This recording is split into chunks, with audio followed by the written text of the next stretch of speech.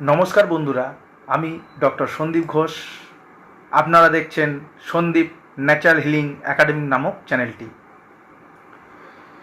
গতদিন আমি যে বিষয়টা নিয়ে আলোচনা করেছিলাম সেটা হলো কিভাবে বুঝবেন আপনার শরীরে ভিটামিন ডি এর ঘাটতি আছে কিনা। আজ আমি যে বিষয়টা নিয়ে আলোচনা করব সেটা হলো কোন কোন খাদ্য গ্রহণ করলে আমাদের শরীরে ভিটামিন ডি এর ঘাটতি পূরণ হবে প্রথমত। দ্বিতীয়ত, ভিটামিন ডি এর প্রধান কাজ কী। তৃতীয়ত, ভিটামিন ডি এর অভাবজনিত কারণে আমাদের শরীরে কোন কোন ধরনের রোগ আসতে পারে। প্রথমত, কোন কোন খাদ্য গ্রহণ করলে আমাদের শরীরে ভিটামিন ডি এর ঘাটতি পূরণ হবে। কড লিভার অয়েল, ইলিশ মাছের ডিম, মাংসের চর্বি, মেটে, ডিম, মাছ, মাখন, ঘি, দুধ, ছানা, তেল প্রভৃতির মধ্যে প্রচুর পরিমাণে ভিটামিন ডি আছে।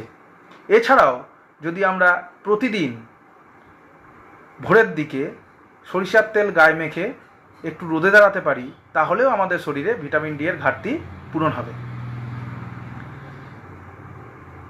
এবার বলি ভিটামিন ডি এর প্রধান কাজ কী।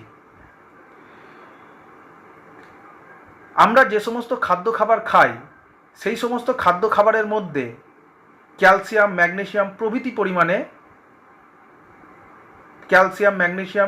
প্রভৃতি খনিজ পদার্থ প্রচুর পরিমাণে উপস্থিত থাকে।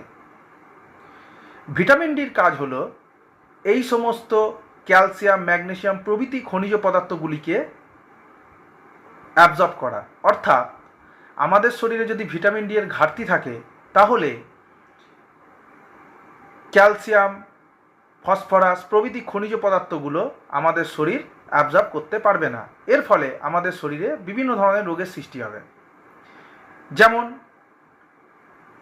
হাড়ের নমনীয়তা নষ্ট হবে, ক্যালসিয়ামের ডেফিসিয়েন্সি ঘটবে,